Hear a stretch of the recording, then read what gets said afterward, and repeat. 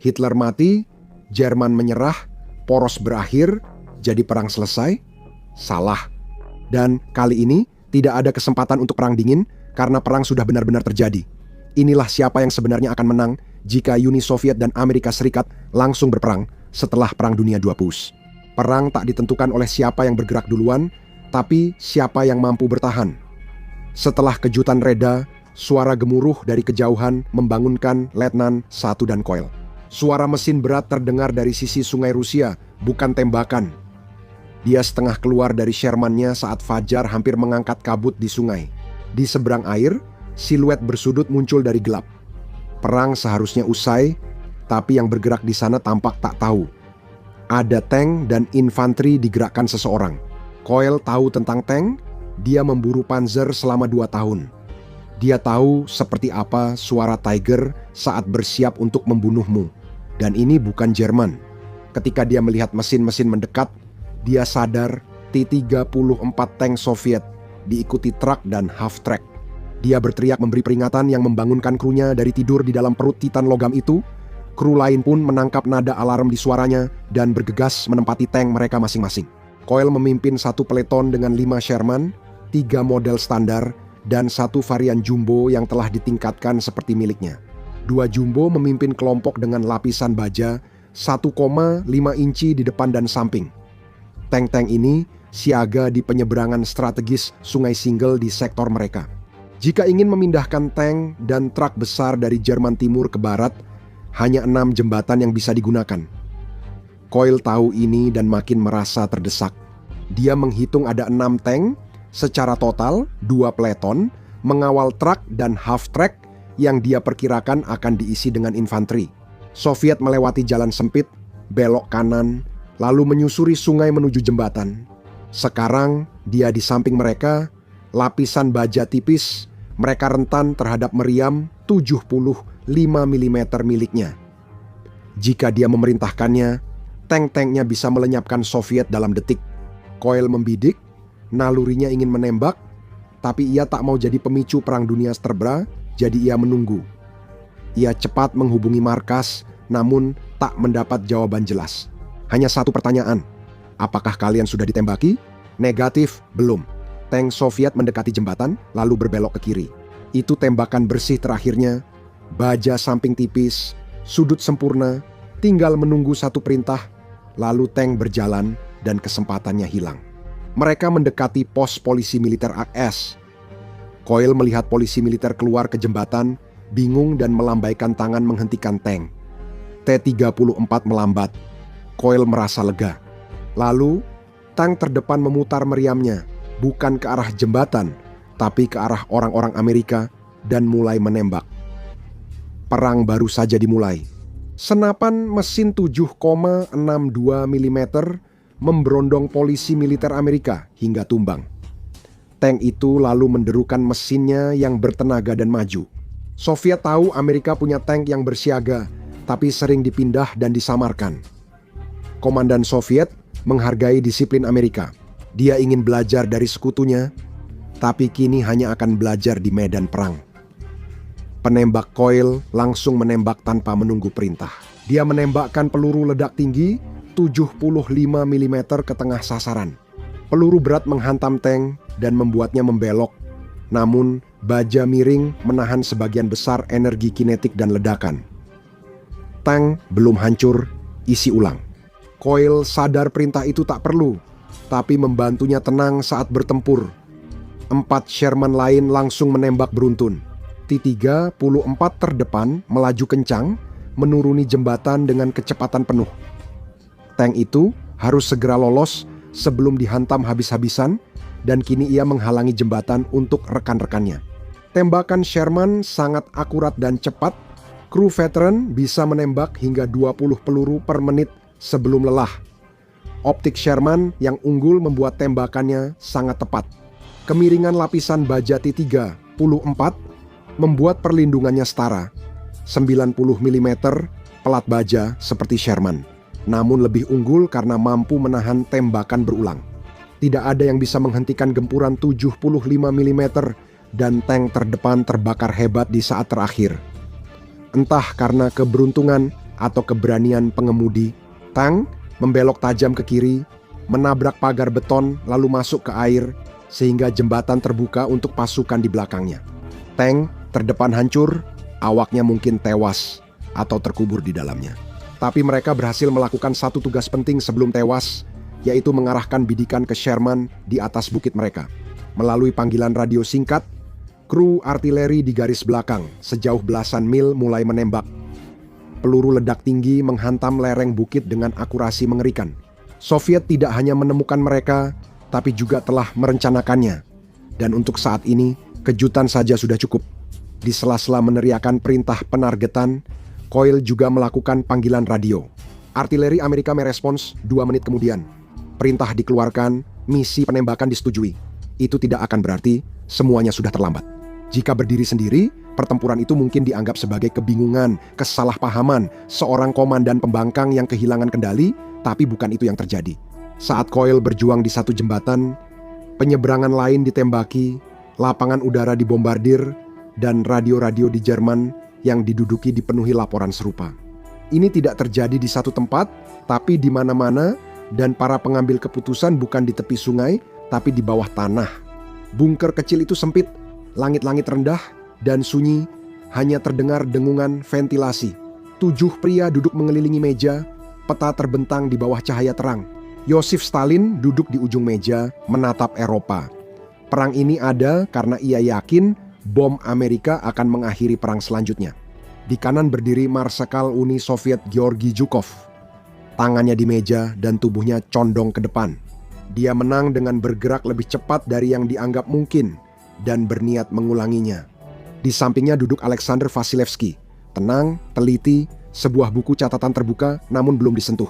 Di seberang meja duduk kepala NKVD, Lavrenti Beria, mengamati semua orang alih-alih peta. Menurutnya, perang dimenangkan lewat kendali dan kalah jika orang bebas berpikir. Di ujung ada perwira GRU anonim. Dia di sini menyampaikan fakta, bukan opini. Suasana tegang hanya terganggu derit kursi Stalin saat membungkuk. Laporan. Pria GRU bicara lebih dulu. Hampir 100% berhasil. Perlawanan Amerika minim selama 3 jam pertama, hampir 100%. Beria memotong. Pria GRU menatap tajam lalu lanjut bicara. 1 jembatan dihancurkan artileri. Amerika waspada. Pasukan kami temukan posisi artileri itu dan menggempurnya habis-habisan. Sebagai balasan, Beria mencibir, jadi serangan itu berhasil. Meski angkatan darat gagal, Zhukov menatap tajam Beria. Setiap jam kita menunda memberi mereka waktu pulih. Pria NKVD mengabaikannya. Saat ini, ribuan tentara menyeberang ke Jerman yang dikuasai sekutu. Namun, saya khawatir soal pasokan rahasia kotor Rusia. Tentara Merah beroperasi berkat pasokan Amerika, truk, pesawat, makanan, bahan bakar, radio, amunisi. Bantuan itu telah berhenti saat perang mendekati akhir. Orang-orang Amerika selalu khawatir bahwa Soviet akan menjadi masalah besar berikutnya.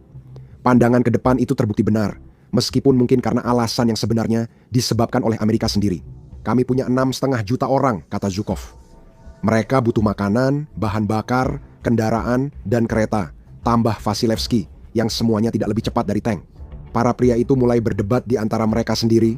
Suara-suara mereka dipenuhi ketegangan, rasa kesal, dan ambisi.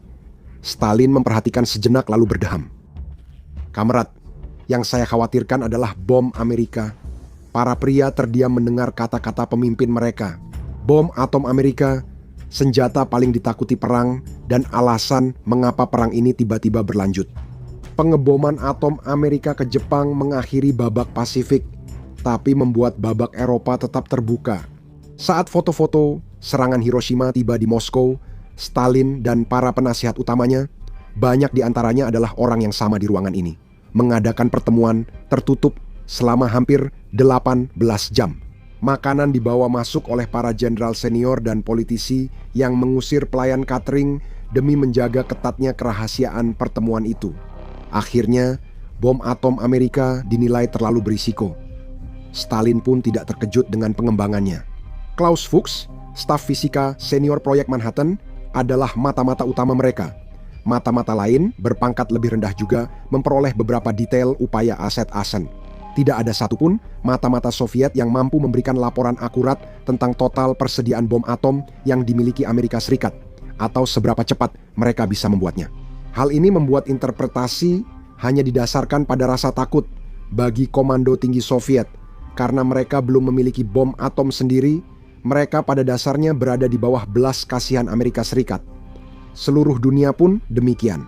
Untuk memastikan kelangsungan hidup, harus menyerang lebih dulu dengan cepat dan keras sebelum Amerika Serikat memakai bom-bom itu dalam jumlah besar. Jika mata-mata Stalin lebih tepat ditempatkan, perang mungkin bisa dihindari meski Hashim Alas belum punya bom siap pakai. Setelah Berlin diamankan, hambatan produksi plutonium membuat tak mungkin membangun lebih dari 1 bom per bulan. Meski Amerika Serikat berupaya memperbaiki situasi, tetap butuh 1 tahun sebelum mereka bisa memproduksi lebih dari beberapa bom tiap 30 hari. Ketika pasukan Stalin menyerang sekutu yang terkejut dan tidak siap di Jerman, serangan balasan atom yang ditunggu belum akan terjadi selama 1 hingga 2 minggu. Inilah saat Zhukov berbicara. Semakin cepat kita kuasai Jerman Barat, semakin aman dari bom Amerika. Pesawat pengebom mereka tak bisa capai Moskow, kecuali misi sekali jalan. Semakin banyak wilayah yang kita kuasai, semakin aman kita dari serangan atom. Zhukov berbicara dengan penuh percaya diri dan dia benar. B-29 Amerika dengan jangkauan 4.000 mil tak mampu mencapai jauh ke wilayah Uni Soviet. Pesawat tempur Amerika seperti Mustang, Lightning, dan Thunderbolt menakutkan namun tidak punya jangkauan untuk mengawal pembom atom ke target di Eropa. Soviet kalah jumlah dari Amerika. ASARS punya 28.000 pesawat tempur di Pasifik dan Eropa, Rusia hanya 18.000. Namun, pesawat tempur Soviet bisa dipusatkan di front Eropa, sementara ASARS harus tetap menempatkan sebagian pasukannya di Pasifik untuk menjaga perdamaian. Namun, saat perang udara berkecamuk, Angkatan Udara Merah menghadapi pertempuran berat. Pesawat tempur Soviet umumnya dirancang untuk serangan di ketinggian rendah, mendukung pasukan garis depan. Pesawat tempur Amerika lebih canggih dan fokus pada serangan mendalam. Namun, yang terpenting adalah mencegah pembom Amerika mencapai Moskow. Zhukov menunjuk peta besar di dinding sambil menjelaskan. Serangan 3 poros kita berjalan sesuai rencana. Sekutu tersebar tipis, prajurit lelah dan berharap akan pulang. Poros utama kita menusuk ke Berlin lewat Magdeburg lalu Hanover. Poros kedua bergerak lewat Dresden, Leipzig, lalu Frankfurt. Selanjutnya, serang melalui Bohemia ke Bavaria untuk menguasai Jerman, lalu lanjut ke Prancis guna memperluas penyangga. Mereka yakin Amerika mulai menarik pasukan, begitu juga Inggris. Jumlah pasukan mereka lebih dari 2 kali lipat lawan. 6,5 juta pasukan Rusia sedang berkumpul di 4 front. Amerika diyakini punya kurang dari 3 juta pasukan di benua itu, Inggris 1 juta, dan Prancis mulai membubarkan 0,5 juta pasukan. Rusia mengerahkan 4 pasukan tank dengan total 11.500 tank. Sekutu hanya punya sekitar 6.000 tank, namun setengahnya masih dalam perjalanan ke pelabuhan barat. Di udara ada 14.500 pesawat mayoritas Yak-9 LA-7 dan IL-2 untuk mendukung infanteri dan pasukan lapis baja. Lapangan udara jadi target dengan kampanye penekanan agar pesawat tempur Amerika dan Inggris menjauh dari garis depan. Beria berdeham memotong pembicaraan Zhukov. Tentara harus bergerak cepat. Kekuatan udara sekutu jauh lebih besar. Jika tidak merebut lapangan udara di Prancis, kita akan kehilangan keunggulan udara dalam beberapa minggu. Setelah itu, Angkatan Udara Amerika jadi masalah utama kita, seperti bagi Hitler. Ruangan hening, semua menoleh ke Stalin, paham implikasinya. Jika ingin mengalahkan AS, mereka harus menghancurkan Inggris. Jika tidak, mereka akan menghadapi masalah mempertahankan seluruh pantai Eropa dari invasi seperti Hitler. Kekuatan udara Amerika harus dinetralisir atau dijauhkan. Tidak ada propaganda sebanyak apapun yang bisa membuat para pria yang berkumpul di sini hari ini percaya bahwa kemenangan udara melawan AS itu mungkin terjadi, bahkan sedikit pun. Stalin mengangguk kepada Zhukov di peta. Zhukov menunjukkan sasaran yang diproyeksikan dari 3 serangan yang sedang berlangsung. Kami berharap dapat mengepung 2 korps sekutu dan maju setidaknya 45 mil dalam minggu pertama. Namun, pembom Amerika akan segera terbang dan kita belum siap mencegat jika mereka menyerang logistik garis depan. Ruangan pun hening. Zhukov bicara jujur. Orang Amerika dan Inggris adalah ahli dalam pengeboman ketinggian tinggi, dan Jerman tidak pernah benar-benar menguasainya dengan keahlian dan kepiawaian seperti yang dimiliki sekutu. Soviet tidak pernah terlalu khawatir soal pengeboman strategis seperti Jerman dan Jepang, yang baru kalah perang akibat serangan udara berat dari pembom Amerika dan Inggris. 72 jam ke depan akan menentukan di mana bom atom pertama dijatuhkan. Kecepatan akan menentukan langkah pembuka, tapi kelangsungan hidup bergantung pada hal berbeda. Beria melihat sekitar bunker, mungkin tidak sedekat ini ke Moskow. Tapi apakah lebih baik jika mereka menghanguskan ratusan ribu tentara Soviet di Jerman sebagai gantinya? Tahun pertama perang ditandai dengan pencapaian wilayah yang sangat besar oleh tentara Soviet, memanfaatkan sepenuhnya bahkan sebelum tentara Jerman secara resmi menyerah. Sekutu lelah berperang, sementara Komit America First awalnya melihat kebangkitan kembali dukungan politik untuk isolasionisme. Namun, beratnya pengkhianatan Soviet telah dimanipulasi dengan ahli oleh pemerintahan Truman, yang pada akhirnya menyadari bahwa seperti Nazi, masalah Rusia di Eropa akan segera menjadi masalah global. Amerika tak akan merasa aman jika Rusia menguasai Eropa. Pasukan telah direkrut kembali, kemarahan membara terhadap Soviet yang sebelumnya mereka suplai dengan begitu banyak perlengkapan perang, namun kini berbalik menyerang pasukan sekutu, memicu semangat untuk bertempur lagi. Kali ini, Truman berjanji perang akan lebih singkat dengan dukungan bom atom Amerika. Masalah terbesar sebelumnya adalah hambatan pada produksi plutonium, tetapi dengan seluruh kekuatan industri Amerika Serikat yang difokuskan untuk mengejar perang nuklir, masalah itu dengan cepat teratasi. Tidak seperti Soviet, industri Amerika tak pernah terkena perang. ES tetap jadi negara adidaya industri yang tak terjangkau serangan musuh. Industri yang dulu memenangkan perang global dua front dan mempersenjatai sekutu, kini mengerahkan seluruh kekuatannya untuk menghadapi ancaman Soviet. Selama 6 bulan, dunia tanpa ledakan atom, lalu situasi berubah. Bom pertama menghantam pasukan Soviet di timur Sungai Rhine setelah berminggu-minggu. Bom kedua meledak sebulan kemudian.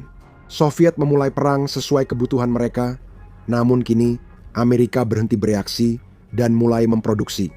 Serangan atom meningkat 2 kali tiap bulan, lalu tiba-tiba berhenti saat peringatan setahun konflik. Stalin lalu mengusulkan damai. Ironisnya, ketakutannya bahwa monopoli senjata nuklir oleh ASA akan berarti kepunahan Uni Soviet justru menjadi alat utama menuju kepunahan Uni Soviet itu sendiri. Perang nuklir tanpa batas dimulai saat peringatan 18 bulan perang dengan 13 bom. B-29 Silver Plate tidak dapat terbang ke Moskow dari pangkalan sekutu di Inggris. Mereka lalu melakukan kampanye sapu bersih untuk menghancurkan pasukan dan infrastruktur Soviet secara bertahap, hingga ke markas perbatasan mereka sendiri, persimpangan rel, depot logistik, dan pangkalan udara di Jerman Timur, Polandia, Hungaria, Austria, Cekoslowakia, dan Baltik menjadi target utama serangan terkoordinasi dengan 32 bom atom dijatuhkan ke pasukan Soviet pada hari pertama. Serangan atom itu diharapkan mematahkan semangat komandan Soviet, tapi Stalin tetap keras dan mengeksekusi yang memprotes. 5 serangan nuklir berikutnya terjadi di Kiev, Baranovichi, Klipeda, Crimea, dan Kaliningrad yang baru berganti nama. Esoknya, 5 bom atom lagi dijatuhkan ke formasi Soviet di Ukraina, memaksa pasukan Soviet mundur dari wilayah yang dikuasai. Di Prancis, logistik hancur dan lapangan udara baru di Iran akan segera memungkinkan AS Apos menjatuhkan bom atom ke infrastruktur minyak Soviet. Di Kaukasus, produksi bom AS naik 2 hingga 3 setiap bulan. Setelah masalah plutonium teratasi dan sekutu melancarkan ofensif di Prancis serta Belgia, jangkauan B-29 Amerika akan bertambah.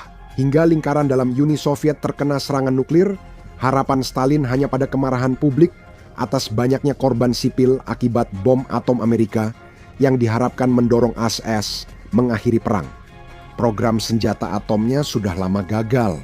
Meskipun telah mencuri rahasia dari Amerika Serikat, para peneliti tingkat tinggi Soviet diam-diam melarikan diri bersama keluarga mereka.